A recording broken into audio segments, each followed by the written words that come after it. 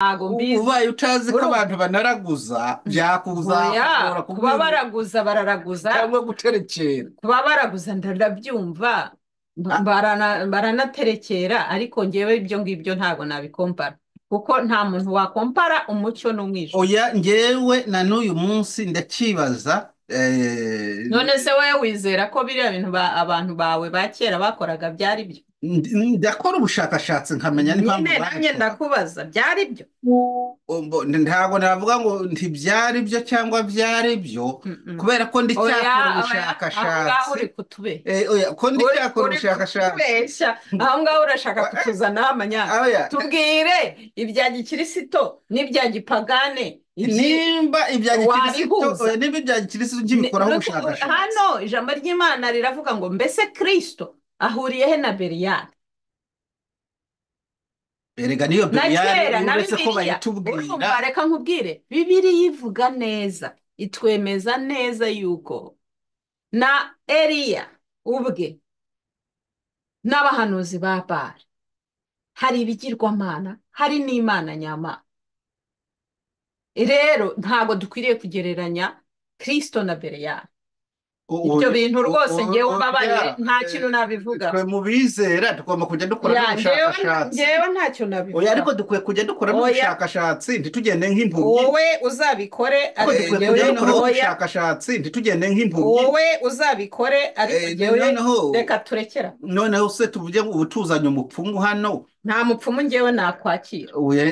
sinakwakira umupfumu wanjye. urumva oya tuzanye umupfumu. ngewe sinakwakira umupfumu wanjye. ikibazo nshaka gusoreza kugira ngo umfashe kuki hari imihango myinshi ya gipagani tubona hano mu Burayi batagatifuje bakayizana muri kiliziya ikemerwa ariko twebwe iyacu bakaba batemera ko ihurizwa mu nzu y'Imana. munsi yanditse indi baruwa ubwo ngo yari kumwe n'abanyamakuru bari kumubaza bati iteka waciye cyangwa se itangazo wasohoye ko ryateje intugunda mu bantu byagenze bitatuya abantu banyumvishije nabi. ati njye navuze ko abasaseridoti bakwiye kujya batanga umugisha w'amasegonda. bakunzi bacu bakunzi ba Bohoka Wisanzure TV reka tubashimire ku bw'ikiganiro cyiza tugiye gukora. murabona kuko hano rero ngiye kuwakira umutumirwa. umutumirwa rero nta wundi uyu munsi turakorana ikiganiro n'umudamu wanjye kandi ni ikiganiro cyinjira mu busesenguzi bw'imibereho y'umukristo, imisesenguzi y'ibihe turimo bitoroshye, ubusesenguzi ku ntambara mwumva hirya no hino, ubusesenguzi kuri bamwe bavuga ubundi bakivuguruza. ibyo byose rero turabirebera hamwe kugira ngo umukristo igihe cyose ajye agendana n'amakuru y'igihe. reka rero mu by'ukuri tumwakire hano muri studio ya Bohoka Wisanzure TV. nawe udukurikiye ntukabure gushyiraho komantere, ntukabure gushyiraho like, ntukabure gutanga mu by'ukuri ibitekerezo byawe kugira ngo mu gihe gikurikira nawe twagutumira cyangwa se twanifashisha ibyo bitekerezo mutugezaho kugira ngo turusheho gusesengura umukristo ajya ahagarara yemye mu bihe uko byaba biri kose, tujye tumenya amakuru kandi tuyamenyere ku gihe. murakoze cyane rero reka twakire umutumirwa wacu. ahasigaye ndatekereza ko turagirana ibiganiro byiza kandi mu by'ukuri uyu mwaka twawutangiranye umwete n'ibakwe byo gusesengura imibereho y'umukristo, gusesengura ijambo ry'Imana tuyobowe n'umwuka wera. mukomeze rero mugubwe neza kandi muryoherwe n'iki kiganiro tugiye gukorana muri uyu mwanya. murakoze.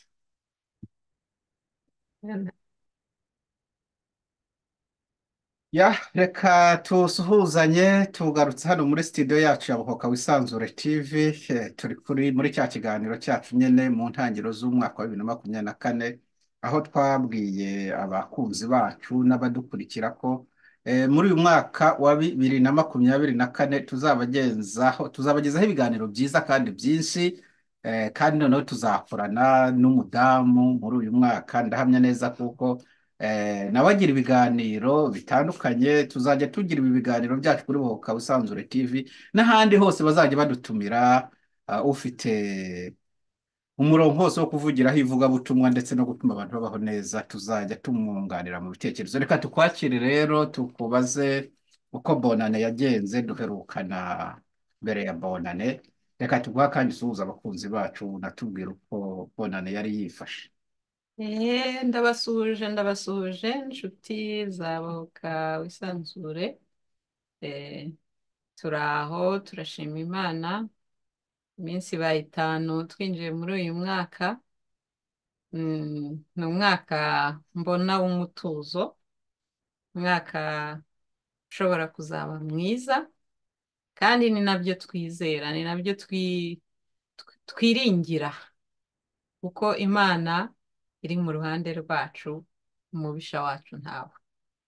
Ndumva umwaka waratangiye neza, iminsi 5 ishize nta gikuba cyacitse, turi gushima Imana.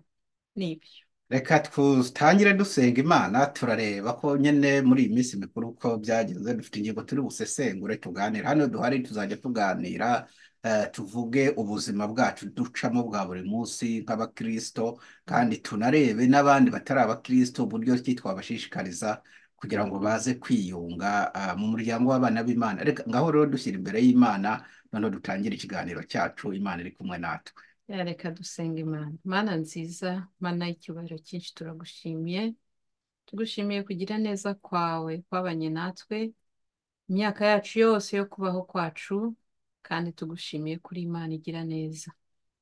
Warakoze kubana natwe, ndetse Mwami databuja no kubana n'abandi bose Mwami.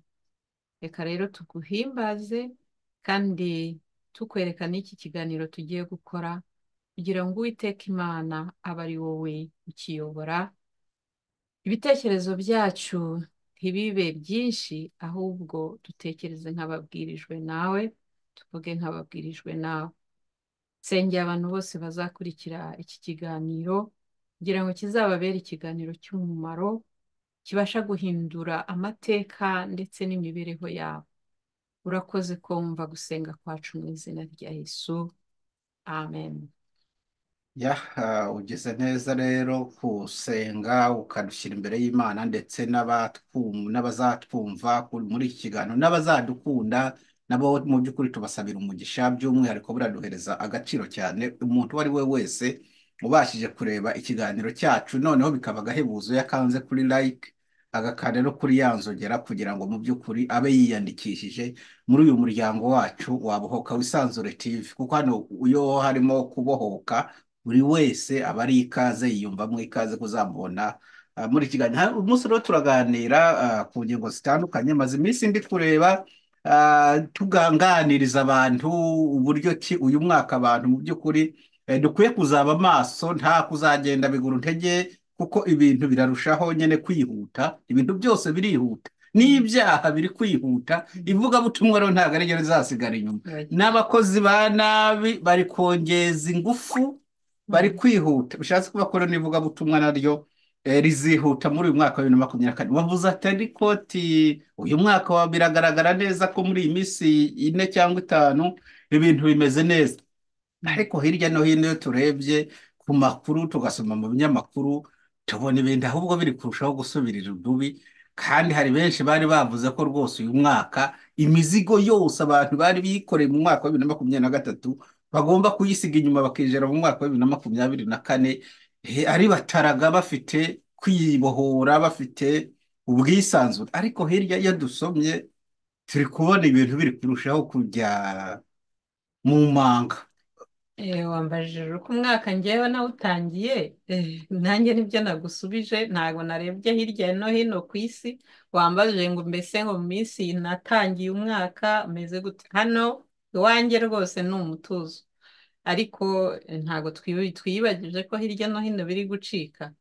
Byo birahari, biri gucika birahari, kandi ndumva ari nabyo twenda kuganiraho cyane, tukareba aho igihe kigeze. Oya, nibyo turareba uko igihe kigeze. Ngira ngo mu mwanya nari ndi mu binyamakuru, izo ngingo nazo turaza kuzireba, aho ndi gusoma, ndi kureba hirya no hino uko ibintu byiriwe.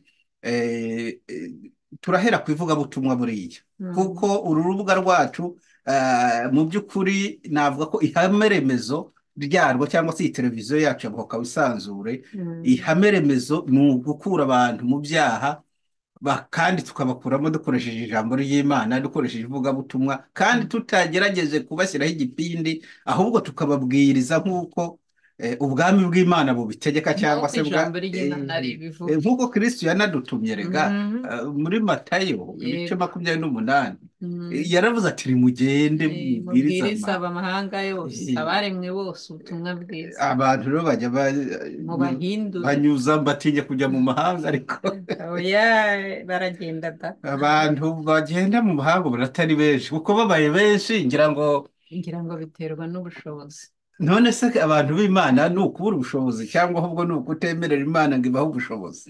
Oya, hari ubushobozi Imana itanga, ubwo nibwo dukoresha. Wenda hakazamo n'intege nkeya, none abantu bagatinya. Harimo no gutinya buriya, nk'uwabwira nk'umuntu ati kuki umuntu atajya kuvuga ubutumwa muri Afghanistan, bari kubuza abagore kujya kwiga, bakabuza abagore gusenga, bakabuza abagore mbega gukora ikintu icyo ari cyo. Biriya byo ntibiri mu Ariko buryo bwo kubabuza Imana. Imana yagutumyeyo wajyayo. Ariko yo n'Imana yigeze Ikibazo ni ururimi. ariko yo n'Imana yanamutumyeho Ariko bahubwo ururimi ikibazo aratinya. ni ururimi. Ntabwo wajya kuvuga Ubwo rero ni ubutumwa ukuzajya kwiga Icyarabu mu kugira ngo rurimi tujye tumenya utazi. kuvuga Icyarabu, kuko ngo bariya ahubwo abantu n'ubu rero uyu munsi ukiga kugira ngo nawe ubabwirize nzi hano kuri nzi YouTube. ururimi rumwe bajya bavuga ngo Allahu akibaru na alikumusalamu. Ayo magambo niyo nzi, ariko n'andi nzayiga buriya kugira ngo Ukwiriye kuyiga. Imana ndebe ko yazakingura imiryango rero turi mu ivugabutumwa, ndavuze ko turarebera hamwe mu ivugabutumwa hirya no hino uko rimeze. Iraba ingingo ya mbere turaganiraho, tuze kureba umushumba wa Kiliziya Gatolika niwe ashobora kuba ari kwisubiraho gake gakeya, Yarabivuze ko atajya yibuka ibyo yavuze. umenya ibintu bitari ishyamba si ryeru. Mu mwanya nari nasimbukiye ku kinyamakuru cya BBC, mbona banditse ko bavuga ko abantu bashobora kuba baramwumvishije ariko nabi. narakubwiye ngo uriya muntu arashaje, warabuze atageze mu ntabwo zabukuru. akibuka n'ibintu byo yavuze Oya, n'ibya Bibiliya ariko harimo ijambo rikomeye turi buganireho, ngo umugisha yavuze ngo n'utangwa mu masegonda. turaza kubirebera hamwe. umugisha watanzwe mu masegonda nta makuru nasomye. n'utanzwe mu isaha byose ntibingana. Abadukurikira, abantu badukurikira hano kuri Muhuga Wisanzure Byose si TV, umugisha. turagira ngo bazatubwire mu by'ukuri uko ibintu bimeze, kubera kuko baravuga bati ni umugisha wo mu masegonda. none ubu nkubwiye ngo Imana iguhe umugisha ntabwo rero uba utanga umunsi wose. Ati ntabwo papa ari we yabwiye abantu. Ubwo turajya kureba rero, turaza gusimbura ku makuru ari gutambuka kw'iriya nyigisho y'uyu mushumba wa Kiliziya tubona agaragara nk'umusaza. Ariko hagati aho ngaho ntabwo turanarekeraho, turareba no kuri uyu mupadiri wo mu Butaliyani bita Romani, nawe turebe se ko yagendeye muri uru ruhiriri rw'iri tangazo rya papa, ahubwo ntibagomba kumukomorera ko tubona papa atangiye kuvuga ko abantu bamwumvishije nabi. Nabyo turaza kubisesengura turebere hamwe. Ariko hagati aho ariko hari n'inama nayo dushobora kuri burebeho y'abasenyeri ba Afurika, yari iri gutegurwa n'umushumba. Oya, iyo nama nyine ngo ishobora kuba iri gukomwa mu nkokora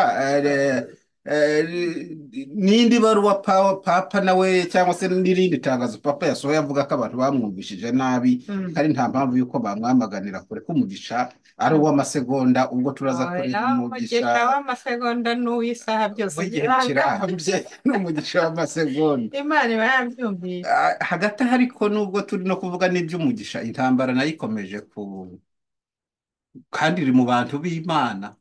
Ntabwo ubundi twari tumenyera intambara ziri muri za Iraq, za Afghanistan, intambara ziri muri Congo, intambara ziri mu Burusiya, ariko noneho zamaze kugera mu ngoro y'Imana, mu muryango w'Imana. ibimenyetso byo kugaruka kwa Yesu. Yaba tugiye kugera muri wa mwanya ijambo ry'Imana ritubwira ko mbese ni igihe cyo kuramukwa. Igihe cyo kuramukwa, iyo urebye muri Matayo 24 avuga cyane ibintu byo kugaruka kwa Yesu n'iminsi y'imperuka ko izaba imeze. Ariko se ko abantu bari buzahurire i Yerusalemu, none hakaba ariho ruri gusibanira. Ntago Yerusalemu icyo gihe Yesu nagaruka ibintu byose by'intambara bizarangira. Iyo usomye kiriya gice cyose ureba uko ijambo ry'Imana rivuga, Yesu azaza, ariko ku murongo wa 15 wawo w'igice cya 24 Mm. aravuga ngo ubwo muzabona ikizira cy'umurimbuzi gihagaze ahera, ngo uzaba ari ahantu runaka ntazahave ngo agiye gufata umwenda uzaba uri hejuru y'inzu, niko ijambo ariko ry'Imana ukiri rivuga. aho kuri icyo kintu cy'ikizira, iryo jambo numvishije abazungu batajya basobanukirwa icyo ari cyo. Ikizira ni Iyo nk'ibi umuntu turi iyo kumva. umuntu ababwiye ikizira ntabwo bajya Reka nkubwire, ibi turi kuvuga kuri ibi bya papa, Mm. none se niba ijambo ry'Imana papa ari we muntu uhagarariye, Reka turebe. bajya bavuga ngo niwe uhagarariye Hari ijambo Imana. bita abomination mu cyongereza, ngira ngo nicyo Mm, kizira. ni ikizira. Ariko iyo umuntu abivuze hano mu Burayi numvishije batabisobanukiwe. Impamvu baba badashaka kubyumva kubera ko bashyigikiye ibyo bizira. Kuko iryo jambo nagiye mbona abantu benshi bagerageza kurisoma, hari haba mu byahishuwe, ariko ugasanga Reka abantu bari kubaza ngo ni ibiki. umuntu iyo akora ikibi noneho ukamubwira utariko iki kintu ni kibi kandi we yakishimiye, ntashobora kukwemerera ko icyo kintu ari kibi kubera ko arimo kugikora. Rero ijambo ry'Imana aho ku murongo wa 15 baravuga ngo ubwo muzabona ikizira cy'umurimbuzi gihagaze ahera. Reka aka kantu tugashingeho, sinzi duceho umurongo. turanagisesengura iki kintu, duceho kuko umurongo. iki gihe cyo kuramukwa. Ikizira cy'umurimbuzi gihagaze ahera ni ikihe? Kiri hehe? Turi kureba hano ngo upapa, umuntu uhagarariye Imana hano ngo mu isi, niwe uri guhesha umugisha ibintu byavuzwe muri Sodoma na Gomora hariya ariko umenya abo Sodoma na Gomora umenya batanayemera, niko ntekereza. none se Sodoma na Gomora utayemera ko na n'ubu hahari? ahubwo ko baratwihanganira ngira ngo kamera yacu sinzi uko byari bigenze. Tutaragera muri Sodoma na Gomora, hari ukuntu bavuga kuko mu mategeko Imana yari yahaye Abisirayeli bari kwambuka bamaze kuva ku ngoyi, bamaze kuva muri Egiputa, mu Balewi ibice ni 20, oya ni ibice 20 umurongo ngira ngo ni wa 18, wenda turaza kuhareba. Ni Abalewi ibice 20. Ntabwo turagera ku mwanya wo kwasesengura, ariko twanabanza tugacishamo ijisho tukareba. Ariko mu Balewi ibice nduva ari 20, umurongo aho ni wa 13, niho hagaragara ko Imana yatanze, ngira ngo ni ukubera kuko yatanze igihano gikura abantu umutima, kuko yaravuze ati umugabo natinga undi bombi bazaba bakoze ikizira ngo ntibakabure kwicwa, kandi urubanza rw'amaraso ye niwe ruzahama. Ariko iki kintu numvishije, wenda reka iyi ngingo turaza kuyisesengura. Reka turaza kuyisesengura kuko iri no kuvugwa cyane cyane muri Afurika. Hari abaperezida ubu ngubu bari mu byago kubera kuko bashatse kugera ikirenge mu kindi jambo umwami Imana yabwiye Mose ati ryandikira abantu banjye. Uzi ikintu kiriho? Niba wahoze uri kuvuga ngo iyo ubwiye abantu b'uruhu rwera ngo ikizira cy'umurimbuzi ntabwo bamenya. Rero nagira ngo nkubwire yuko iri jambo ry'Imana tubona dukwiriye no kurifata tukarishyira no mu mitwe yacu, kuko hari igihe kizageraho bakanavuga ko Bibiliya nayo idakwiriye kugera gute, idakwiriye gusomwa, itemewe, kuko bazavuga ngo ntiyubahiriza uburenganzira bw'ikiremwamuntu. Narindi kuvuga uburyo ijambo ry'Imana muri Matayo 24 umurongo wa 15 havuga ngo ubwo muzabona ikizira cy'umurimbuzi gihagaze ahera, ngo muzamenye yuko uzaba ari iburasirazuba ntazaveyo ahantu ngo ahungire iburengerazuba, ibintu nk'ibyo ngibyo hejuru y'inzu n'iki. Turaza wenda kuhasoma turebe. Noneho rero warumbwiye uti ikizira cy'umurimbuzi, ati hari abantu bamwe batacyumva. Oya, ni benshi ahubwo, by'umwihariko muri ibi bihugu by'i Burayi. Ariko iyo turebye dusanga ikizira cy'umurimbuzi kiri gusa nk'aho kiri guhagarara ahera. Nk'ubu ngubu urugero, nk'uko uri kubivuga, ijambo rya papa wahejeje ngo umugisha abo babana bahuje ibitsina. Nkibaza ntese aho si byo bya bindi ijambo ry'Imana ryavuze ngo ikizira cy'umurimbuzi kizahagarara ahera. Wari umaze gusoma mu Balewi ibice 20, uri kutubwira. oya mubare njyewe ntekereza kuko mu cyaha bavuga kuko gikomeye cyanavugwa muri Bibiliya, ngira ngo ni nacyo cyaha Imana yari muri Bibiliya, ni nacyo cyaha cyari kigenewe igihano cy'urupfu, cyari icyaha cyo gutingana. Icyo cyaha rero muri iyi minsi ya none gisa nk'ikitakivugwa nk'icyaha, ntikinagifatwa ahubwo nk'ikosa, gisigaye gifatwa nk'imyitwarire igezweho, niba twakitiye abakire. Rero nibyo bya bindi wavugaga ngo ikizira cy'umurimbuzi, hari abantu batumva ikizira icyo ari cyo. Nahoze ndi kuvuga ngo iyo umuntu akora icyaha cyangwa se azi ko ikintu ari kibi, waragitagatifuza akigira icyera, akigira cyiza kuko wowe ashaka kugikora. Rero niyo mpamvu baba badashaka no kumva ngo ikizira cy'umurimbuzi ntibumve icyo ari cyo.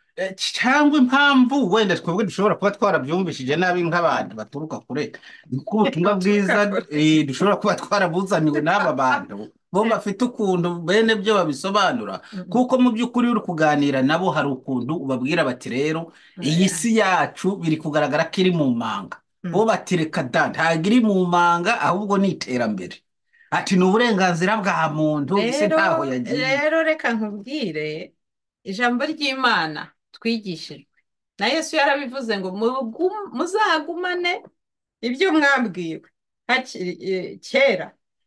Iyo usomye nyine muri Matayo 24, aho turaza kuhasoma, hari amagambo meza agaragaza kugaruka kwa Yesu, ari naho nari ndi kuvuga ikizira cy'umurimbuzi gihagaze ahera. Njyewe ndabigereranya muri iki gihe, niba umuntu bavuga ko ahagarariye Imana hano mu isi ari we uri guhinyuza Bibiliya, akavuga ko abo bantu bakwiriye guhabwa umugisha, rero ntabwo byumvikana. Ariko uretse ko ngira ngo yabivuze ari umuntu uzwi na bose, ubundi ni ibintu byabaye nk'umuco mwabi. Ni we muntu uhagarariye Imana mu isi, ni we uhagarariye idini cyangwa se itorero tuvuge da hano ku isi. None kuki ntawe umwamagana? Reka nkubwire ikizira cy'umurimbuzi gihagaze ahera, ahubwo n'iyi Bibiliya dufite, iyi Bibiliya ubona dufite, mu minsi iri imbere abantu baraza kuvuga ko itubahiriza uburenganzira bwa muntu, bayice. Oya uvuze ku bya Bibiliya, ejo narindi gusoma burya amadini hafi ya yose agira ngo ibitabo bita Bibiliya. Narindi gusoma ishingwa ry'idini rya Satani. Muri idini rya Satani abantu bajya bapfa kurivuga, ariko burya ngo rigira Bibiliya. Iyo Bibiliya rero y'idini rya Satani mu mwaka w'2001 byatangiye muri 1966, ariko ngo byageze mu mwaka w'2001 iryo dini ibitabo byaryo rikoresha byari byaranditswe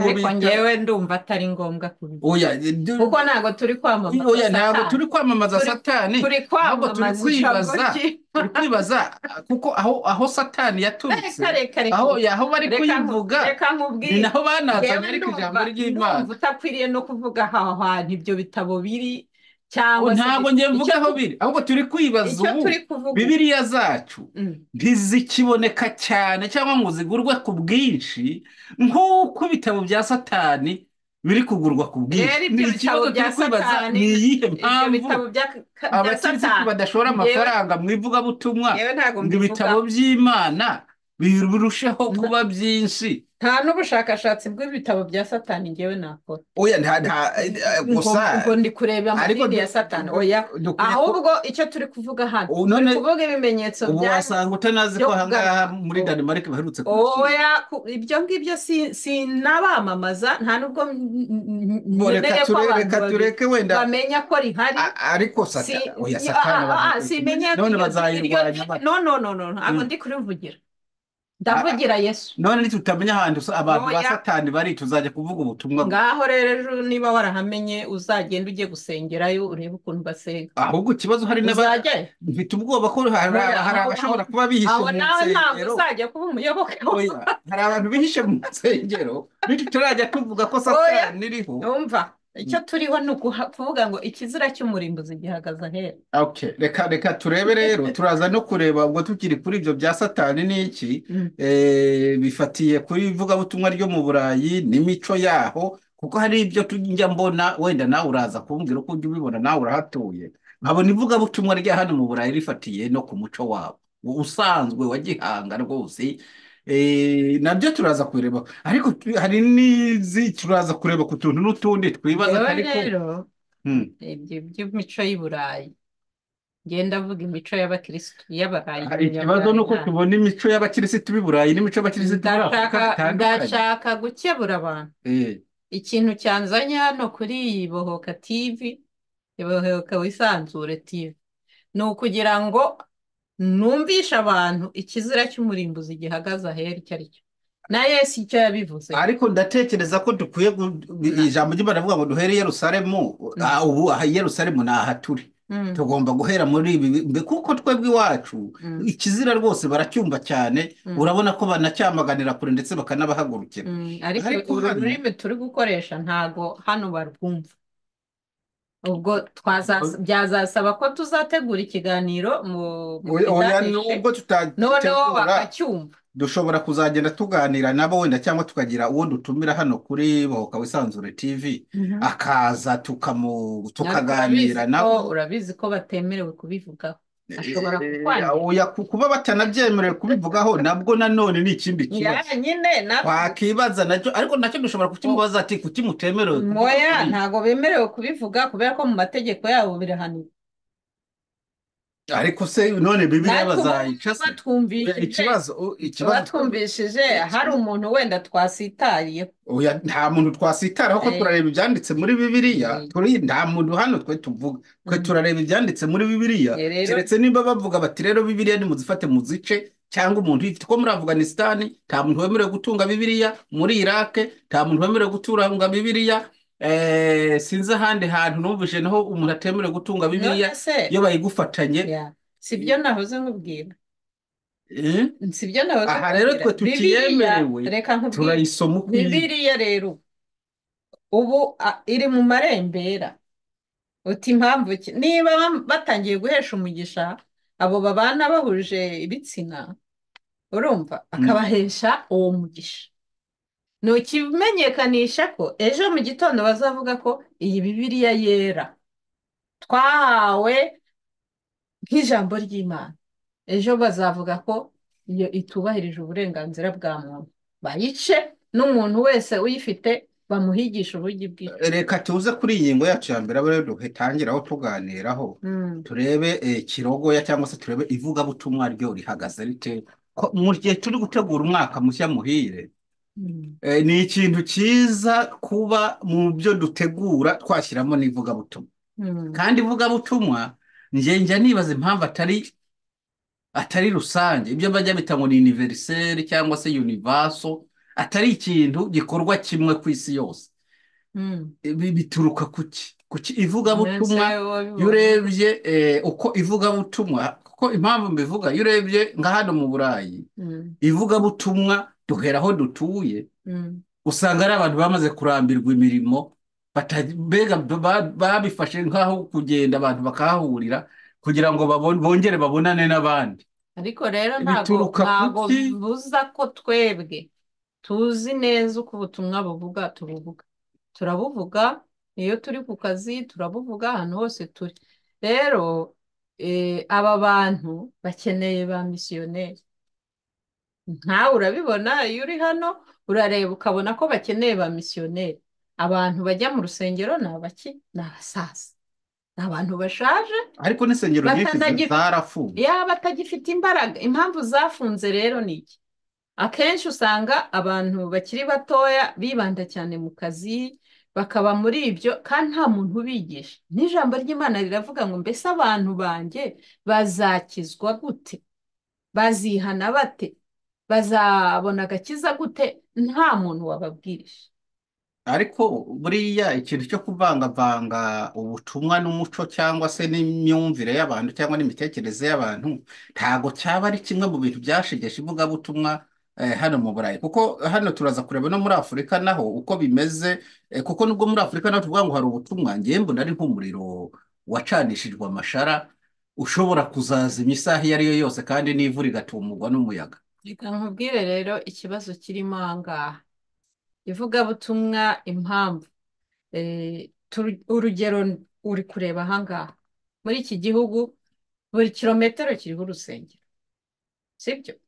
Ahubwo kilometero ngira ngo ni kure, nacyo gishobora kuba ari kurikije kure. ukuntu insengero Ya, zari zarubatswe. insengero hano Ngira ngo muri hano metero 500 hano haba muri iki harubatse gihugu urusengero. hano muri iki gihugu insengero, ikilometero kimwe hari urusengero, ikilometero kimwe, ndetse habaho n'imihanda yitwa ngo ku rusengero, umuhanda w'urusengero. Ahantu hose muri karitsiye zose uzasanga hari ngo umuhanda w'urusengero, bayita ngo kiyakevaye. Oya, nka hano dutuye ubaze insengero zari zihari, hano dutuye honyine Ni hari nyinshi insengero cyane. 5 zitarenze, buri rusengero rugiye rutandukanywa byibura n'urundi metero 500 uhereye haruguru Yanjyewe nyine ukamanuka, navuze kilometero byibura hari insengero 5. nagereranyije, ariko ni ikigaragaza ko abantu ba kera bubahaga Imana ndetse banasengaga, kandi ubirebera no ku basaza bari mu rusengero, usanga bafite akantu ko kumva Imana, nubwo abana babo batageramo cyangwa se n'iki, ariko ibyo ari byo byose ibi bihugu byari bifite ubutumwa bukomeye.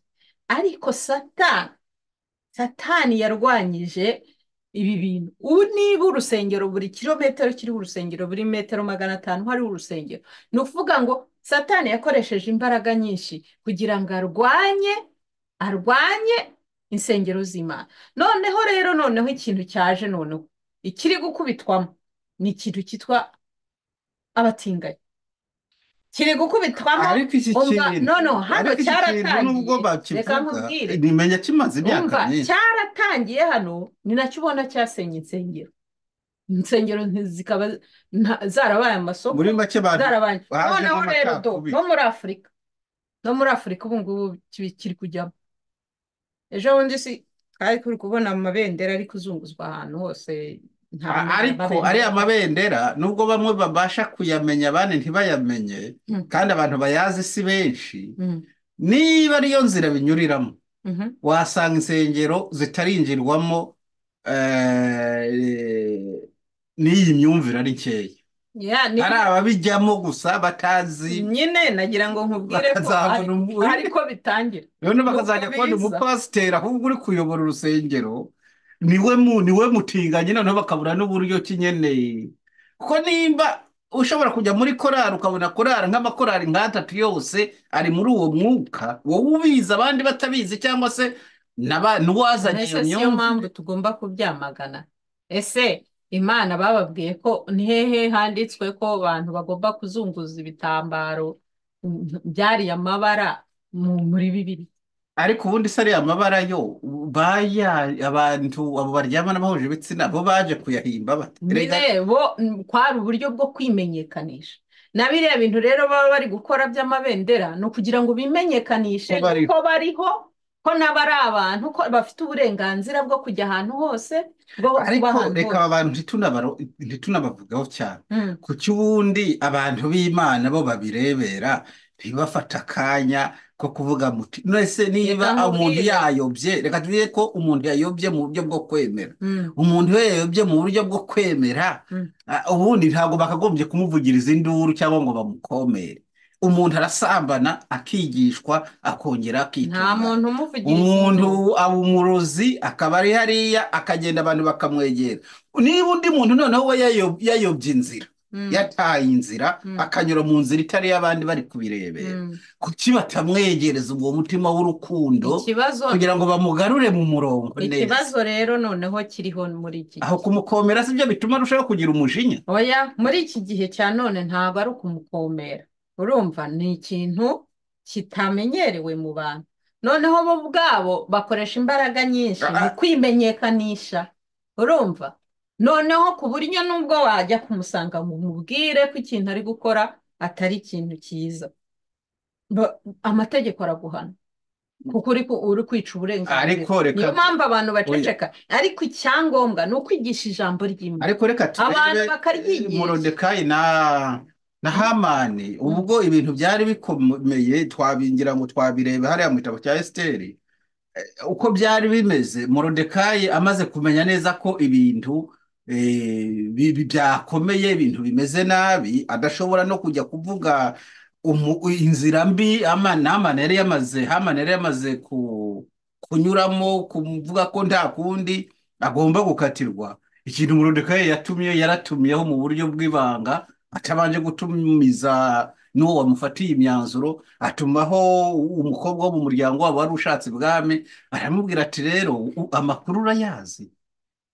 Undi ati ntayo nzi. Rero niba utanayazi amakuru ni uko ameze, tumerewe nabi, gerageza ugende ujya kutuvugira ibwami urebe ko batugirira ikigongo. Uwo mukobwa nawe ntabwo wenda ijambo ry'Imana ngiye kurivugira aha ngaha, ko njye ndi mu rwego rwo kuvuga ngo iki gitekerezo cyaje cyangwa se iyi myumvire yaje mu bantu. Aha abantu ntiyabakuye umutima, ntibafate umwanya wo kwiga neza uburyo abantu umuntu yabagaruza ubugwaneza no kubagarura mu nzira, ahubwo kugumya kubahinda akaba aribyo biguma kubatera imbaraga. Nta muntu uri kubahinda, sibyo? Nta muntu uri kubahinda, ahubwo turavuga ngo ni ukwigisha ijambo ry'Imana icyo rivuga. Ntabwo dukwiriye kugira iruhande inyuma ya Bibiliya, urumva? Ni ukubagaruza umwuka w'ubugwaneza. Hano muri iki gihugu babita abantu bari sipesiyali, ni abantu bafite imyumvire idahwanye n'iy'abandi, kandi abo bantu ntabwo bakwiriye kwicwa, ahubwo bakwiriye kubwirizwa, bakabwirizwa ubutumwa bwiza, bakabasha kumenya ko ikintu bari gukora atari cyo. Niyo ni ikibazo gihari. Kuki aho habajijwe hose iki kibazo ku badahuje n'ab'imyumvire, usanga bo bavuga kuko abo bantu badakwiye kuba mu bandi kandi bariho. Reka rero nkubwire iki kintu kugira ngo tucyumvikaneho neza. Morodekayi yabwiye Esiteri ati ntugire ngo ni wowe uzarokoka wenyine, bafata umwanya barasenga. Iki kintu dukwiriye kugisengera.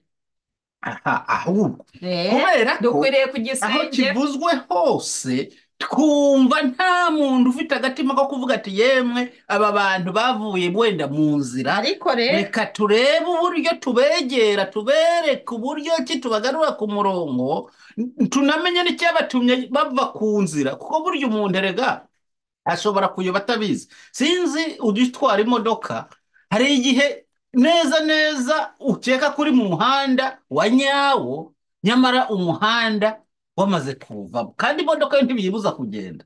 Ariko iyo ugize amahirwe nka GPS ikakugarura ati dore ahangaha wagombaga gukatira iburyo, ukatira ibumoso, ukatira aho wari ugeze, ntabwo imodoka uyifata ngo ugende uyikubite ku rutare sandare ngo usandarane nayo. Aha rero niho ngewe nibaza nkavuga nti ese aba bantu cyangwa se iyi myumvire, iki gitekerezo uko cyaje gishobora kuba kimaze imyaka myinshi cyarashinze n'imizi, ariko ntabwo kirengeje aho ijambo ry'Imana ryageze rigasanga abantu baterekera, abantu baraguza, abantu bikorera imihango ya gipagani isanzwe. Reka turekere aha ngaha, noneho duhaguruke tubwirize ubutumwa, kandi aba bantu tubegere, tumenye neza niba mu by'ukuri umwami Imana niwe wo ikintu kiriho ni mu minsi y'imperuka. Ariko ni mu minsi y'imperuka Bibiliya itubwira ko kandi mu minsi y'imperuka ibintu bizaba bikomeye cyane. Unyemerere dusome ririya jambo ryo muri Matayo. Reka dusome ijambo ry'Imana. Hano dufite Bibiliya, hano dufite Bibiliya muri Matayo, kandi twebwe tuyoborwa n'ijambo ry'Imana kandi ni iryangombwa. Ntabwo tuyoborwa n'ibitekerezo by'umwana w'umuntu. Oya, ntabwo twayoborwa n'ibitekerezo abantu bishakiye. Twebwe tugomba kuyoborwa n'ijambo ry'Imana. Wavuze Matayo ibice 24 umurongo wa 15. Wa 15 haravuga bati ariko ubwo muzabona ikizira kirimbura cyahanuwe n'umuhanuzi Daniyeli gihagaze ahera, ubisoma abyitondere. Ngicyo gihe abazaba bari i Yudaya bazahungire ku misozi, n'uzaba ari hejuru y'inzu ye kuzamanuka ngo atware ku bintu byo mu nzu ye. Mm. n'uzaba ari mu mirima ye kuzasubira imuhira ngo azane umwenda we, ariko ngira ngo iki gihe ntikiragera. Ikizira cy'umurimbuzi nyine ngewe nicyo nshaka kuvuga. Ariko ngira ngo ntikiragera kuko umunsi Kubera iki? cyabonetse Kubera iki? ijambo ry'Imana riratubwira None ngo ikizira cy'umurimbuzi gihagaze ahera. ahera ni herero, Ahera ni mu rusengero. kuki ataba mu mutima w'umuntu? Nyine ni mu mutima w'umuntu, ari nabwo mu rusengero, kuko mu rusengero umutima w'umuntu ni urusengero rw'Imana. Noneho rero ahera mu nzu y'Imana niho hari kuboneka ibizira by'umurimbuzi bari guhesha umugisha. Ariko ubundi iki kizira cy'umurimbuzi Daniyeli yavuze nacyo tukwiye kukireba neza, kuko Daniyeli yavuze kuko hari igihe kizagera umutambyi ngo akazana ingurube. Sinzi niba ari itungo ntiwumva se kandi niba ari ingurube izajya kuri aritari, ahubwo urabizanye neza. ni ikibazo kuko ibintu by'ubuhanuzi nabyo tukwiye kujya tubisoma nyine mu buryo bwo umutambyi wazanye gutamba ingurube kandi ingurube idatambwa ari ikizira. ntabwo ari ikizira, ahubwo ingurube irahuma, bayitaga ikintu gihuma, itunga rirahumanye nyine ritahumanutse. Ariko ngira ngo ku bwa Yesu ibintu byose barabihumanuye nyine barahumanuye, bahumanura ingurube ubu ngubu abantu barayirya, ngira ngo byose niho bahera bavuga bati ingurube bayirya se. Reka dukomeze turebe ingingo zacu. Ijambo ry'Imana rero Yesu yari ari kuvuga aho ngaho ibimenyetso byo kugaruka kwe. Urumva yababwiye intambara nk'uko wabivuze ko dufite n'ibibazo by'intambara, ababwira imitingito turi kuyumva hirya no hino ku isi, ababwira none iyo turi mu ntambara n'imitingito n'ibiki byose, ababwira imyuzure, inzara. intambara ya mbere ibayeho inzara, urumva inzara. Noneho se ntabwo ari bwa mbere bibayeho, biri kwisukiranya. Biri kwisukiranya. Ariko ngira ngo ntibirakara turebye nk'intambara. Ariko rero ijambo ry'Imana n'ubundi riravuga ngo bizaba ari intangiriro yo kurama. Noneho reka turebe rero muri ibi byose, muri izo ntambara twari turi ku ivugabutumwa, turi kureba ingorane ivugabutumwa zifite, tushatse twakemeranya kuko mu ngorane zikomeye ivugabutumwa bifite kuri ino si, abavugabutumwa ntabwo bari gukora inshingano zabo nk'uko bakagombye kuzikora. Abavugabutumwa bari kuzikora, ariko ntabwo bizabuza ibimenyetso byo none nimba abavugabutumwa bari gukora inshingano, n'ubu ngubu nkawe ntufite abantu bagukurikiye hari 20,000 na bingahe, ntabwo uri kuvuga ubutumwa. Abavugabutumwa ngewe ntabwo nabaveba, ntabwo nabarega. Ivugabutumwa niba abantu bari 20 mu gihe isi bavuga ko ishobora kuba ituwe na miliyari none se zigera niba muri 20 na uyu munsi wowe uri kwigisha 20,000 n'undi muvugabutumwa hari ari kwigisha 100 cyangwa 50. ariko none se nubwo nanjye nigisha, nanjye ngomba guhora ati ariko se ibibangamiye ivugabutumwa tubasha kubivuga ku buryo bukwiriye, ku buryo twahuza imbaraga, kuko ikibazo hari n'abafite iryo rindi ivugabutumwa nanone ryo ribemeza. Ikibazo twe dufite ivugabutumwa rivuguruzanya, twe turavuga dutya, undi akaza nawe kandi avuga ko ari kuvugira Imana akansenya. Noneho ugasanga umurimo w'Imana, icyo nicyo turi kwibaza, urwo rubuto Satani yabibye nyine, kuko mutamenya ko Satani yabinjiriye. Iyo mbuto Satani yabibye nuko yaje. Satani yarabinjiriye, mukwiriye kumenya rero kumurwanya. Reka tubanze turebe nko bivuga. Reka mbwire, ejo nahoze ndi kureba filime, ahubwo uranyibukira.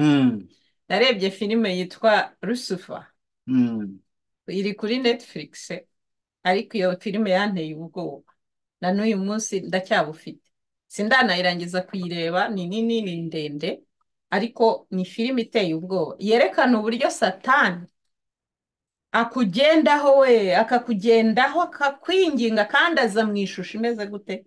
Ishusho y'umuntu mwiza cyane, mwiza cyane. Ariko n'ubundi umuntu ushaka kukwica agomba kuza ameze neza, yitonze. Reka mbabwire, abantu benshi, abarokore benshi bazi ko Satani aza ari umuntu umeze nabi. Umuntu umeze nabi aba akwiyeretse umenye uko umutwara. Satani, reka nkubwire rero, iyo filime narebye, Satani ni umuntu uza mu ishusho nziza cyane, umuntu mwiza cyane, wa wundi uza akubwira aseka, akubwira akakwinjiza mu cyaha ariko aseka reka noneho kubera ko iyo filime wowe anezerewe. wayibonye yarusifanditswe ntiturayibona, Mm. gerageza uzayirebe neza, noneho nyine uzaze uduhe nk'incamake nibyo ndi yayo. gushaka kubabwira. njye narayirebye, ariko aho ngejeje maze kubona ishusho y'umwanzi satani ukuntu imeze. Ikibazo dufite abakristo, abakristo batekereza ko satani azaza ari umuntu ufite amahembe, ari ikintu kibyo, cyangwa se umuntu uza Ujya no ku afite rusengero rwiwe rwa satani ashushanyijeho afite amahembe nyine. n'ikintu giteye ubwoba. Reka nkubwire rero, satani ntabwo ari umuntu umeze nk'uko nguko abantu bamutekereza. Satani ni wa muntu uza yakwigizeho mwiza, akwereka ko ahantu ari kukujyana ari ahantu heza, akakwinjiza mu bintu ukabikora, wamara kubikora nk'iby'ibyaha, yarangiza niwe muntu wa mbere ubanza kujya kukurega. Aragenda ngo ngo none se ngo wowe ngo dore ngo ntabwo ari wowe se ngo byagenze gutya na gutya na gutya na gutya, kubera ko wowe mu mutima wawe nyine wishinja, ugahita ugira ariko guhura n'ikibazo. satani nubwo satani ukuntu ari n'umugome ari karundura, uretse ko n'ijambo ry'Imana rivuga ko ari umurezi wacu. Yego. Satani twibuke kuko niwe muntu wahemukiye Yobu. Aragenda Imana yicaranye n'abamarayika, asanga Imana arayibwira ati rero ntukagire ngo Yobu aragukunda, ahubwo nibyo wamuhaye. Ibyo bintu rero uvuze nko muri filime, iyo filime ni filime nabonye ko ari filime y'abantu b'Imana bakoze kugira ngo bigishe abantu. Herekana umuntu wananiye satani, yaramunaniye, aramunanira, akamugerageza, akamubwira utuntu twiza, ati dukore, yagera hariya ajya kudukora akagaruka. Noneho satani rero we icyo akora, akugonganisha n'abantu, akerekana ko ari wowe wakoze ibyaha. Hari igihe ibyo bintu bijya binatubaho, cyane cyane abantu b'Imana b'abakristo. uyu uretse natwe no muri iyi Bibiliya yacu tubisomamo, Yobu umugore n'umugabo n'inshuti baramubwira ati rero uri umunyabyaha, niyo mpamvu wahuye n'izi ngaruka. Kandi natwe iyo umuntu ahuye n'ibibazo n'ibyago, abantu baribaza ati ariko uyu muntu ntabwo ari umunyabyaha. Bitubaho n'inshuro nyinshi. Hari igihe umuntu uba wakoze ibintu byiza, we akagenda akavuga ko wakoze bibi. Bibaho cyane, nko mu kazi cyangwa se n'ahandi hose, ugakora ibintu byiza cyane. Uwo mwuka rero ubwo ari uwa satani, ni umwuka wa satani, kandi wakoze ibintu byiza, wagenjeje nk'uko bikwiriye, ariko umuntu akaba yaza akavuga ati uriya muntu yakoze nabi. reka rero tukomeze turebe iyo filime nayo, mwumva kuko mu ivugabutumwa dufite nk'uko wabivuze, iyo satani igenda ijya kuturega, ikanaduteranya, ikanadutuma duhutara, noneho twaba turi no muri uno mubiri nawo noneho uhora ufite intege nkeya, ugasanga nyine ryavugabutumwa ryacu rigize ibibazo. Rero twari turi kumwe ko tusigaje iminota mike cyane, ntabwo turatinda uno munsi. Twari turimo tunarebera hamwe amakuru agenda atambuka agaragaza, mu mwanya nari ndi gusoma amakuru nayo nayakuye ku kinyamakuru cya BBC, avuga kuko umushumba wa Kiliziya Gatolika bamwumvishije nabi. Ati bamwumvishije nabi, ngiye ndivugira ku itangazo yasohoye. Itangazo yari yasohoye ryaravugaga ati rero bahesha umugisha abaryamana bahuje ibitsina mwari kiriya Kiliziya cya Gatolika. Noneho abandi babyamaganira kure, baravuga ati ibyo ntibikwiriye, birabusanye cyangwa se birahengamye ugendeye ku mahame n'amabwiriza ya Kiliziya cyangwa se na Bibiliya. Ariko uyu munsi yanditse indi baruwa, ubwo ngo yari ari kumwe n'abanyamakuru bari kumubaza bati iteka waciye cyangwa se itangazo wasohoye ko ryateje intugunda mu bantu, byagenze bitatuya, abantu banyumvishije nabi. Ati njye navuze ko abasaseridoti bakwiye kujya batanga umugisha w'amasegonda. Kuba umugisha w'igihe kirekire. biri mu kinyamakuru cya BBC. amasegonda Habaye ati abantu banyumvishije nabi, ati ngewe nabwiye abantu ko umugisha abasaserdoti bakwiye gutanga ni amasegonda, ntabwo ari nk'ujya mugisha umara iminsi myinshi. ariko yesu we. Aha rero navuze atari kandi kuri boka musanzure, kuko aya makuru twakomeje kujya tuyakurikira tureba, dore ngiyi ni amakuru yasohotse uno munsi kuri yarabivuze, BBC. ariko yarabivuze ngo uwo muntu rwose. Yavuze ati abakuru b'idini gatolika mu bihugu bitandukanye ku isi bamwe na bamwe bavuze ko iriya ngingo ya papa inyuranije n'ibyemewe mu mico n'imigenzo y'ibihugu byabo n'iby'abantu bemera. Rero ndaza kugaruka. Ati Vatikani rero yasobanuye ko uwo mugisha papa yatangiye uburenganzira atari uwo gutangwa mu muhango wa kiliziya, ahubwo ari igikorwa cy'amasegonda make gikorwa n'umushumba ku muntu cyangwa aba bana babyifuje. Ati ni igikorwa gikwiye gukorwa mu masegonda. Iri ni itangazo rero ryanditse ku rubuga rwa BBC, ryasohotse ni amakuru. ariko ndumva ntaho ritandukaniye rero n'ubundi. ariko aha ngaha ngira ngo byagabanyije imbaraga kubera ko nkeka ko hari umugisha ushobora kumaraho nk'isaha. umugisha w'isegonda n'umugisha w'umunota byose ni umugisha. none se yaba yashatse kwisubiraho akavuga bati ndabangabanyije icyubahiro cyanjye, birashoboka ko ubundi buryo ariko ngewe mu isesengura ryanjye nabonye kuri ya muntu akeneye kuruhuka, arananiwe, arashaje. ntabwo twavuga ko ananiwe kubera ko hari abantu. mu yandi magambo arashaje, kandi gusaza no gusahurwa hari igihe yaba atakibuka n'ibyanditse muri Bibiliya. ariko nawe ko ikitugaragaza ko akibyibuka, yavuze kuko nta ibintu yavuze atari ibintu bakwiye guhereza imbaraga nyinshi. ibyo nta nubwo dukwiriye kubidebataho cyane. aho dukwiye kubivugaho, kuko niba ari umuntu bavuga ko ariwe insengero zose zikomokaho, kuko umwuka we buriya n'amategeko ashyizeho burya agira ingaruka ku madini yose ku isi. ngewe rero mufata nk'umuntu ukeneye kuruhuka.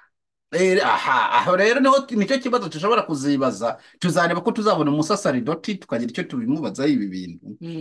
uri muri kiliziya arashaje, kuko twumvise abandi ariko hagati aho muri iki kinyamakuru nyine cya BBC ni naho hasohotse indi nkuru nanone ivuga ko abasenyeri cyangwa se abahagarariye ibihugu, bahagarariye kiliziya mu bihugu bitandukanye, bo bari bateguye inama yo gufata imyanzuro kuri iri tangazo ryasohowe n'umushumba wa kiliziya gatolika. none se bisubiye nyine batarakora iyi nama, kuko ngo iyi nama yagombaga kuzayoborwa n'umushumba wa kiliziya yo muri Kongo, ngo niwe uhagarariye abandi bashumba muri Afurika muri kiliziya gatolika. ubwo rero yabamaze impungenge, bababwira ko badakwiye gutanga umugisha w'igihe kirekire, ahubwo ari uw'amasegonda. ariko urumva yabihakanye kuba bibasabye, ariko ntago yabihakanye. ariko bigira ngo bigabanura imbaraga. bigabanura imbaraga se niba abantu basezerana isaha, noneho abandi amasegonda bafite agaciro gakomeye. ntago warahira mu masegonda se. ntabwo babasomera bazabasomera nk'ipaji imwe. uko ntibabona n'icyo babasomera. ubundi si ijambo ry'Imana ko rivuga ngo nicyo gituma umugabo azasiga se na nyina, agasanga umugore we bakabana akaramata. higeze bavuga ko abagabo babiri bazahurira hamwe, umwe agasiga se undi agasiga nyina, umwe akaba umugore undi akaba umugabo. ese kubera iki habaho umugore hakabaho n'umugabo? icyo nicyo kibazo nkwibariza.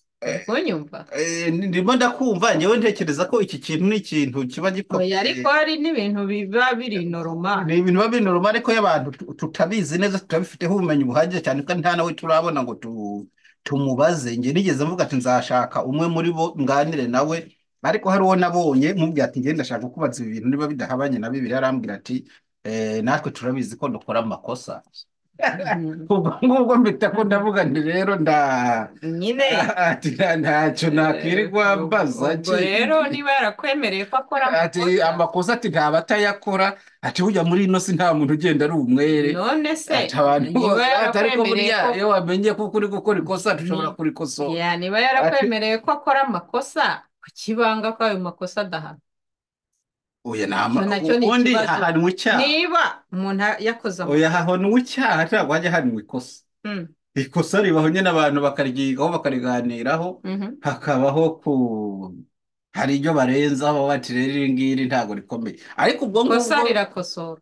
cyangwa se rigakosoka uko rikosoka nibyo ngira ngo mu kurikosora ni uko bashaka kuritagatifuza reka rero tuze kureba ku ngingo noneho turimo turerekeza ku musozo kuri izi ntambara Mm, n'ibi biza biri hirya no hino ari nayo mu by'ukuri nka fondasiyo y'ikiganiro cyacu turi kwibaza ati se ni imperuka ibi byose twaganiriyeho urabona ko bisa n'ibiri kwerekeza gushyira isi mu manga nta kintu na kimwe twaganiriyeho buriya kigaragaza ko isi ifite ihumure cyangwa ituze mhm, ni ibintu biri kugaragaza ko isi iri kugenda imeze nk'ubwato buri kwerekera imuhengeri mu nyanja mhm. ese yaba ari umuvumba yaba ari umuyaga utangiye kuzunza ubwato mu nyanja wowe urabibona ute kubera kuko Njyewe nk'umukristo, iyo ndebye nyine nkareba ibi bihe turimo, mbona ko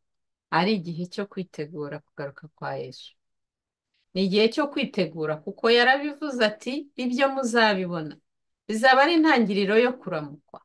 Kandi iyo umuntu rero yaramutswe, iyo umuntu atangiye kugira ibise agiye kubyara nkatwe abadamu, uhita utangira kumenya yuko igihe cyo kubyara cyegereje. Rero ni nayo mpamvu ndi kuvuga nti abantu bakwiriye kumenya ibihe turimo. Ibihe turimo ni ibihe bigoye, ni ibihe biruhishe, bishobora gutwara umuntu isaha ku isaha. Ari nayo mpamvu umuntu wese akwiriye kuba maso, akitegura akamenya ko igihe kitwegereje. Petero we yaravuze ngo ijoro rirakuze burenda gucya. Urumva? Dukwiriye kumenya ko iminsi y'imperuka tuyirimo. Ejo urupfu rwaza rukagutwara, ejo rwantwara, ariko se ruzantwara ameze nte, mpagaze gute? Dukwiriye kwitegura. Kandi nongereho. Abahanuzi b'ibinyoma bateye muri iki gihe cya none. Ugasanga umuntu arahagaze aravuze ati isi irarangiye, isi izarangira ejo bundi. Nayeretswe ko bigiye kugenda gutya. Kandi ijambo ry'Imana rirabivuga muri icyo gice n'ubundi.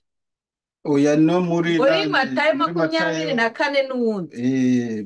Uretse ko bavuga inkuru ntari kureba zikuba umurongo. oya nta bibiri iri hano bibiri iri hano ariko tutagiye kuri no Haravuga ngo tunaje hano kuri ntawe uzi umunsi n'igihe n'igihe biri aho ariko ngaho muri tugenda hano iki kuri gice. 7:15 Muri icyo haravuga gice. ngo 7:15 muri Matayo Mhm. bo baravuga ngo mwirinde abahanuzi b'ibinyoma Mhm. baza hano muri basa n'intama Kandi ariko imbere ari amasiga aryana Mm.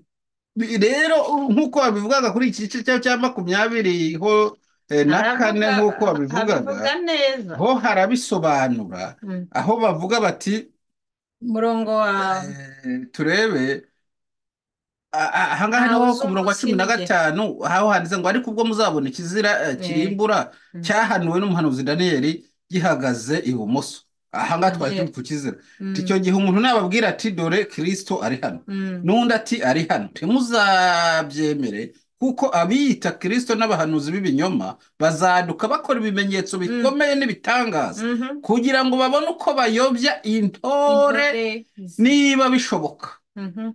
Ntabwo ari komeza usome. dore mbibabwiye bitara nuko nibababwira ati dore ari mu butayu ntimuzajyeyo cyangwa ati dore ari mu kirambi ntimuzabyemere kuko nk'uko umurabyo urabiriza iburasirazuba ukabonekera aho rirengera niko no kuza k'umwana w'umuntu kuzaba. aho intumbi iri hose niho inkongoro ziteranira. komeza. ariko hanyuma y'umubabaro wo muri iyo minsi, uwo mwanya izuba rizazima n'ukwezi ntikuzava, umwezi wako n'inyenyeri zizagwa ziva mu ijuru, n'imbaraga zo mu ijuru zizanyeganyega. ubwo nibwo ikimenyetso cy'umwana w'umuntu kizabonekera mu ijuru, n'amoko yose yo mu isi nibwo azaboroga, abonye umwana w'umuntu aje ku bicu byo mu ijuru afite ubushobozi n'ubwiza bwinshi. azatumisha abamarayika be ijwi rirenga ry'impanda, bateranye intore ze mu birere bine, uhereye impera y'ijuru ukageza iyindi impera yayo. ni ibyo ngibyo. ntaho uzi umunsi n'igihe. oya, ntawe. ijambo ry'Imana riratubwiye neza, kuko hano baravuga ngo ariko uwo munsi n'icyo gihe ntawe ubizi. ku murongo wa kangahe? ku murongo wa 36. yego. naho haba abamarayika bo mu ijuru cyangwa umwana, keretse data wenyine. yego. ngo uko iminsi ya Nowa yari iri, no kuza k'umwana w'umuntu niko kuzaba. nuko mube maso, kuko mutazi umunsi w'umwami wanyu azaza. iyi minsi ya Nowa abantu bakoze ibyaha, bakora ibyaha kugeza igihe Imana ivuze iti umwuzure ntubarenge. uyu munsi ibyaha biriho. ibyaha n'ibyo twari turi, none se izi ntambara twari turimo tuvuga ni ibyaha? kuko hari ijambo wahoze uvuga ati ese umunsi w'imperuka uri hafi, urageze, ese bimeze bite? noneho nanjye ndagira ngo buri muntu wese uri aha yibaza, ese ibyaha byaragwiriye, byabaye byinshi? urabibona utewe? ariko no kuri izi mbuga nkoranyambaga iyo ufunguye ukabona abantu bakurikirwa cyane, ni abantu bivugira ibintu bisanzwe byo kwishimisha muri ino si. none umenya ni wa mugani ko iyo urebye abantu twe tuvuga ijambo ry'Imana ukagereranya n'abantu bivugira nk'imibonano mpuzabitsina. mu mwanya narindi guseka, hari ikinyamakuru kimwe narindi kurebaho hano, ntabwo ngiye kucyamamaza, ariko kiri kuvuga ati kubera ko twivugira imibonano mpuzabitsina mu mazina, ati abantu baradukurikira ari benshi ngo tukagirirwa ishyari. wumve akumva ko ari ishema kuvuga ibintu nyine bijyanye sinzi nimba wenda ari uko wenda bamwe abantu baba babikunda, ariko turimo tunasoza, kubera kuko tugeze mu gusoza.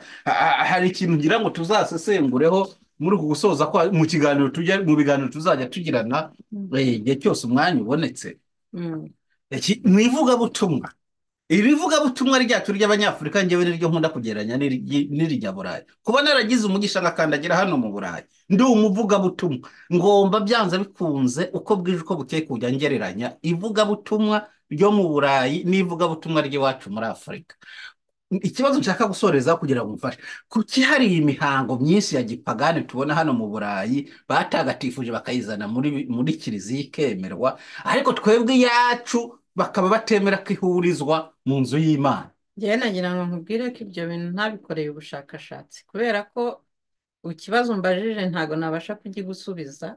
nibyo rero njyewe ntabwo nabikoreye ubwiye ngo uzabikorere ubushakashatsi. njyewe navukiye mu nzu y'Imana. rero ibyo by'imihango ya gipagani umbwira ntabwo mbifiteho ubumenyi. ukwiye kubikorera ubushakashatsi.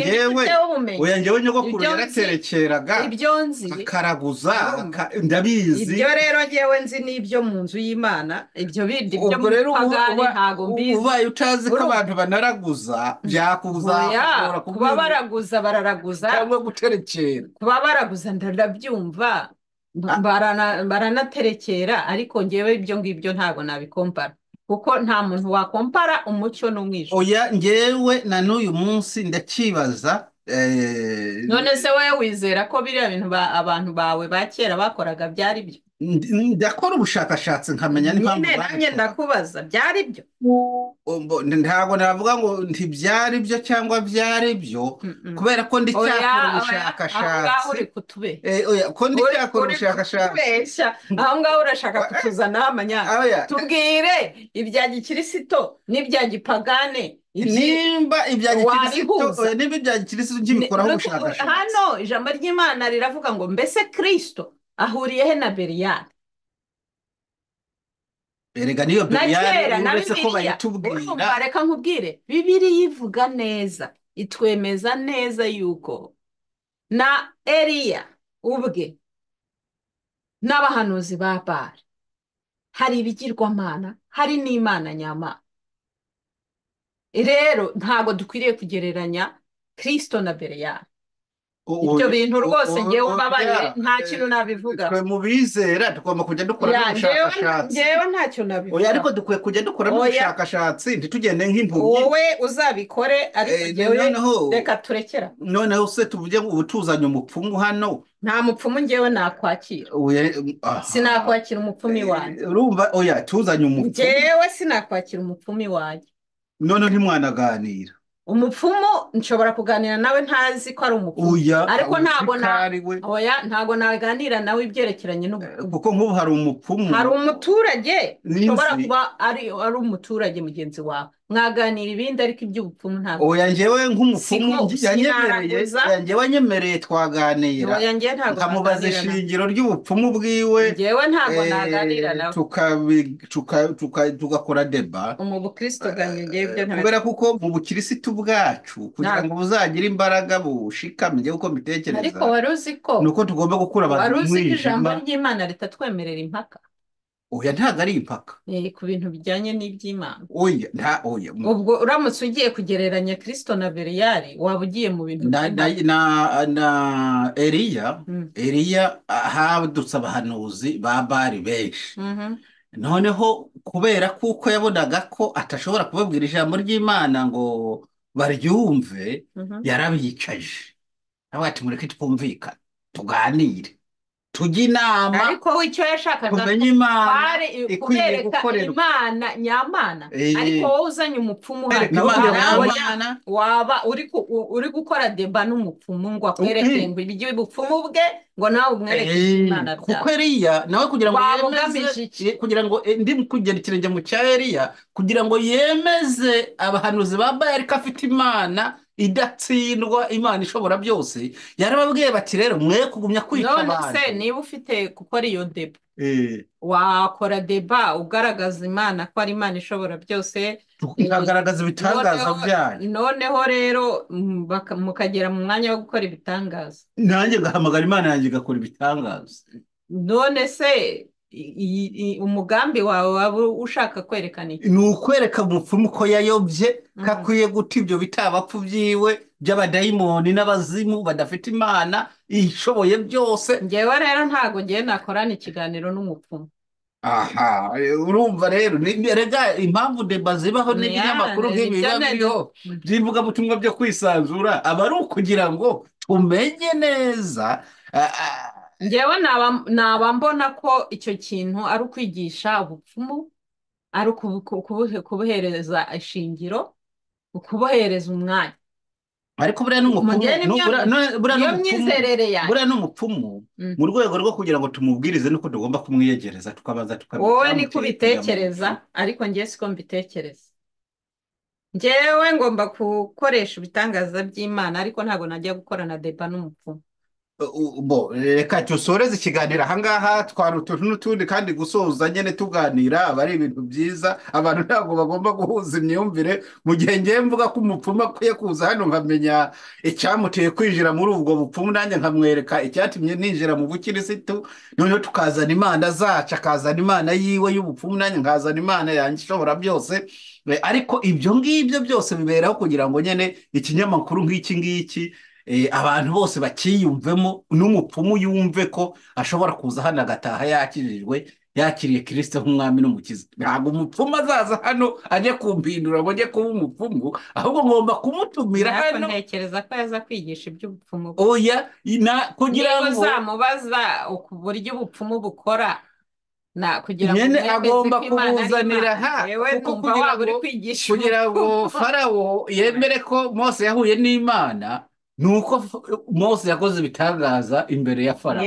Keretse wenda ugiye gukora ibitangaza kugira ngo bimuhindure, ariko ugiye gukora deba n'umupfumu. Erega no gusoma ijambo ry'Imana burya ni igitangaza. Umuntu amusomeye nka jambo ry'Imana ryo kwa Farawo, akamusomera ijambo ry'Imana mu gihe cya Esiteri, akamusomera ijambo ry'Imana muri kwa Daniyeli, uwo mwuka w'Imana ushobora guhurira nawe aho ngaho, akavuga ati harya kurya ibimbamo ntabwo. ntabwo rero Reka ntabishobora. turimo turasoza ubwo wowe ikiganiro uzabishobora cyacu. simbizi. ubwo ngubwo umupfumu ugenda mvuga kuko urumva ngewe mubonye, namuganiriza nkamukura muri ubwo buryo, ndetse burya n'umuntu wagaragaye ko ari umupfumu we biranoroshye kumubwiriza kurenza k'ushobora gukorera ubupfumu mu rusengero. Ariko tunasoza, buriya bari abantu bahanura ibinyoma bo ntabwo ari abapfumu.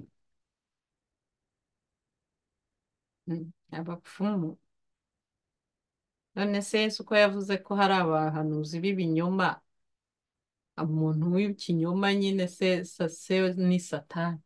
Ubwo abakorera satani Eh, bishatse kuba kandi ntataniye n'umupfumu rero, ko n'umupfumu yiyemerera kuko ari umukozi wa sekibi. nyine ndi kukubwira ko uretse ko tuzabamenyera ku mbuto ikibazo zabo. cy'umupfumu we ntitumenya niba akorera sekibi cyangwa niba akorera iyihe mana. We ntasobanura ngo avuge uruhande aherereyemo urwo ari rwo.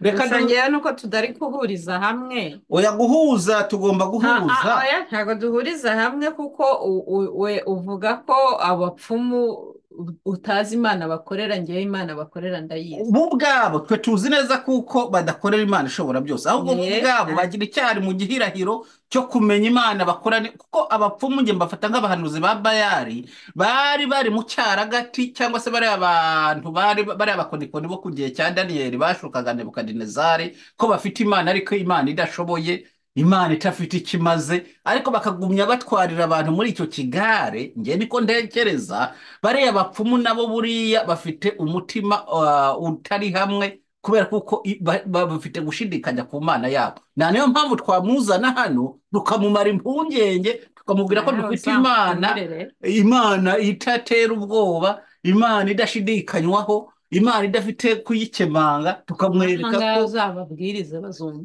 n'ahangaha rero ngombwa kubatumira. oya, si ngombwa kumutumira, ariko n'ahangaha yumvishije kandi ati ndashaka kuza mu kiganiro, akaza tukamubwira ati rero uva muri ibyo bintu, ko tugize umugisha tubonye intama yari yarazimiye none igarutse mu rwuri. Reka rero dusoze dushimira abakunzi bacu ba Bohoka Wisanzure TV.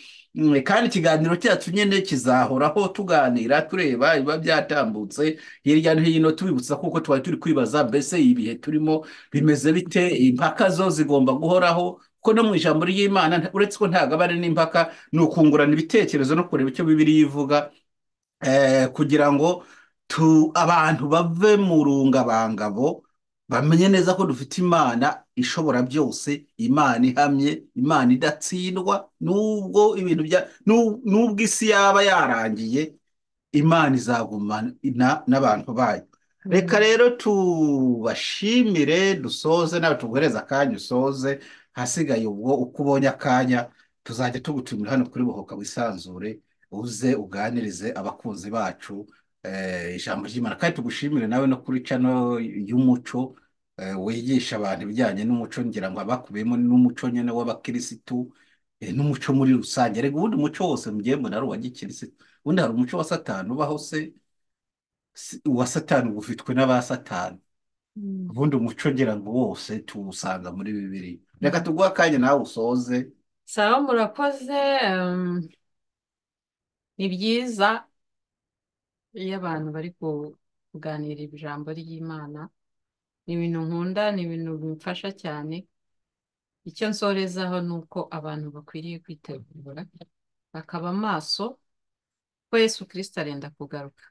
Tuhereye ku bimenyetso byose turi kubona muri iyi si, muri iki gihe cya none, abantu dukwiriye kwitegereza, tugashishoza, tukamenya aho turi kujya. Kandi n'utarahindukira ngo aze imbere y'Imana, rwose nagira ngo nkubwire ngo urebere kuri ibi bimenyetso biri kuba. Hari abantu benshi, bamwe bavuye no mu gakiza baguye, bajyaga bumva ijambo ry'Imana bakaryumva. Hari abantu benshi bari kugenda muri iyi minsi bagenda basubira inyuma, ariko nagira ngo mbabwire ko igihe kigeze duhindukire, turebe kure, kuko utatwarwa n'ikiza yatwarwa n'intambara, yatwarwa n'ibindi. Kandi Yesu yaravuze ati mwitegure kugaruka kwanjye kuri hafi. Kuramukwa mwabibonye, isi ifite ibibazo byinshi muri iki gihe cya none. umuntu araryama akaba azi ngo ntibucya, uwo wiriwe akavuga ati nyamara iri joro ntago riransiga. Rero tube maso, nicyo kintu nasorezaho, kandi mbifuriza kugubwa neza no kwitekerezaho, tukareba niba koko inshingano umwami Yesu yadusigiye ku bakristo turi kuzikora, kuko nibarimbuka amaraso yabo azatukaza, ni twebwe azabazwa. Nibyo, murakoze. Murakoze rero, ngira ngo mwatwumvishije ibiganiro byacu, aba ari ibiganiro birebire, kandi kuzana umudamu mu kiganiro nyine murabyumva, ntabwo uyu munsi nashakuje cyane nk'uko nsanzwe nsakuza. Hari abantu bakunda kubwira ngo iyo ndi kuvuga ngo mvuga nihuta, uyu munsi hajemo akantu ko kwitonda no kugenza gake gake. Reka tumushimire rero, ubwo bagajya bavuga bati hari igihe mvuga rwose nk'iradiyo bashyizemo amabuye mashyashya. Mwumvishe ko uyu munsi nagerageje kugenda gake gakeya wagendeye muri ritime kugira ntabwo nzi ngo kuvuga. kugira ngo ngendane n'uwo turi kumwe mu rugendo. Mwakoze rero, turabashimiye, ndahamya neza kuko ibiganiro byacu mubikunda, kandi mujye mutwandikira mutubwire rwose ku biganiro byacu. Ubu ngubu turimo turaganira, ejo turi gutegura ikiganiro cyo kuganira ku muryango hano kuri Bohoka Wisanzure. Muzabona dushaka kuzabazanira ikiganiro cyo ku muryango. Umudamu wanjye ni umuntu w'inararibonye mu gukora ibiganiro by'umuryango. Ubwo rero ndi gutekereza ko ninongera kumutumira hano tuzakora ikiganiro cy'umuryango, turebe umuryango w'uyu munsi wa none wo uhagaze gute. Aho ntabwo ari kuba na nyirabayazana, kuko burya ibibazo byose turi kubona umuryango wa gikristo, umuryango w'abantu b'Imana, Yego. umuryango w'abakristo. w'abakirisitu, umuryango ariko n'uw'abapagani rega turawukeneye nawo w'abakirisitu. ntabwo nzi uw'abapagani. Uramutse uhari nawo turawukeneye, tugomba kuwukumbuza kugira ngo ube abakirisitu, kuko iyo tuvuze umuryango ubundi aba ari umugabo n'umugore n'abana. Uko byaba biri kose, baba basenga badasenga, baba ari ariko umuryango. abadasenga Turabakeneye, ntabwo nyine turabakeneye abo badasenga nabo, ngo tubakumbuze umuryango w'abasenga. ngewe nkwiriye kubwira abantu basenga, Dukeneye ko utanga egisperiyanse umuryango wabo abo bose umeze. n'abadasenga bakiyumvamo ko bakagombye gusenga kugira ngo umuryango urusheho kugubwa neza. Murakoze rero, naha dusoreje ibiganiro byacu. Ubwo ngubwo naho utaha.